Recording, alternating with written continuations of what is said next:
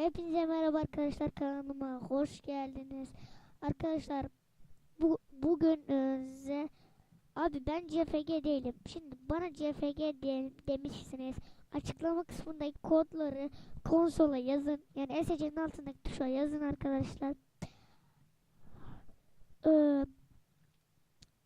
Sonra bir ban yapmaya başlayın. Keyboard'u F yapın. Onu ayarlar. Keyboard üçüncü şunu F yapacaksınız. Repeat yok diyeceksiniz. Sonra ban yaparken F'ye bastığınızda hızlanacaksınız. Bu kadar.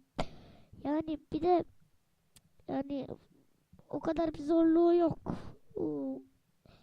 Sensitivite en önemli şey değil. FPS Max, FPS Modern Developer, sensitivite. Bunlar önemli en fazla. Benim F tuşu, S tuşu bozuldu bu arada. Bozulmadı da geri gitmiyor. Ana satayım mikrofonda.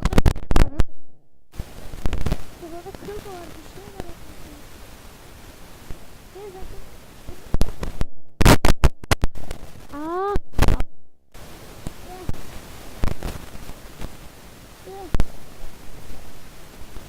Neyse zaten.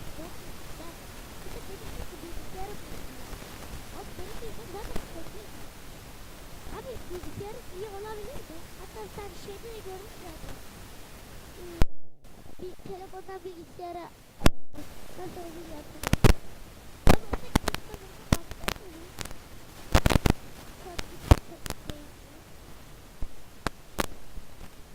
Hop sakın da bak sorular geliyor var ya.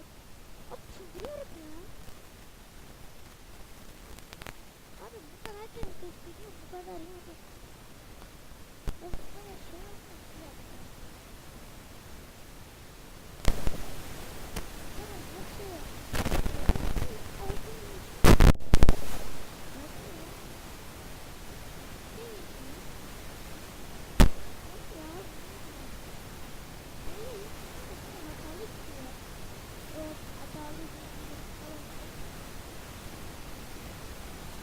Neyse. Burada da kısa oldu zaten. Zaten amacım kısa yapmak. İyi de. Bir de zaten bir açıklama yaptım. Kapatacağım videoyu. Zaten akşamın köründe bir video çektiriyorsunuz ya. Ya bunu açıklamak gerekiyor ya. Gerçekten CVG falan yok. Kula bakın CVG diye bir şey yazmıyor mu abi? Bak diğer CVG yazmıyor. Evet sinir oldum. İzlediğiniz için teşekkür ederim.